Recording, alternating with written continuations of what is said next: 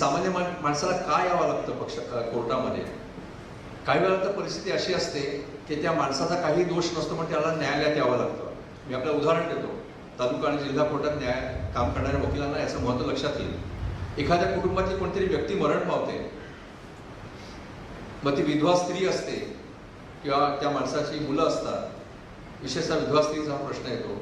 कुठेतरी बँकेमध्ये fix deposit असतात, कुठेतरी पेन्शन मिळायचं असतं त्या माणसाचं, कुठेतरी ग्रॅज्युटी मिळायची असते.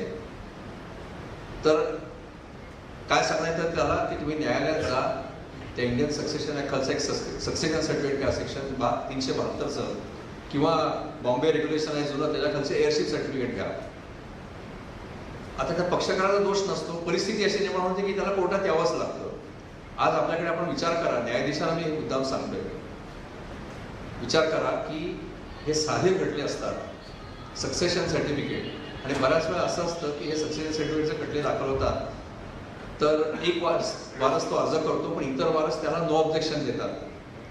त्या अर्जाबरोबरच आपण नो ऑब्जेक्शन दाखल करतो, पण असे खटलेही आपल्याकडे वर्षभर 2 वर्षभर प्रलंबित राहतात. मुंबईचे काही वकील मंडळी त्यांना उदाहरण देतो. आपल्या खरं म्हणजे सक्सेशन ॲक्टला एक सुधारणा व्हायला पाहिजे. आपल्याला सगळ्यांचे एकेकाळी फार प्रसिद्ध असलेले आणि ज्येष्ठ असे आपले रेल्वे मंत्री मधु दंडवते, त्यांच्या मुलांनी अमेरिकेत बसून एक लेख लिहिला होता की मधु दंडवते गेल्यानंतर त्यांचं एक छोटंसं घर होतं मुंबईत कुठेतरी, म्हणून त्यांना प्रोबेट घ्यावं लागलं. तो प्रोबेटचा अर्ज मुंबई उच्च न्यायालयामध्ये 3 वर्ष प्रलंबित राहिला.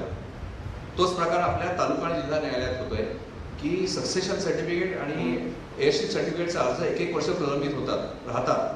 त्यातून नुकसान केवढं होतं बघा. कोणाला तरी पेन्शन मिळायचं असतं, कोणाला तरी ग्रॅज्युटी मिळायची असते, ती त्याला मिळत नाही.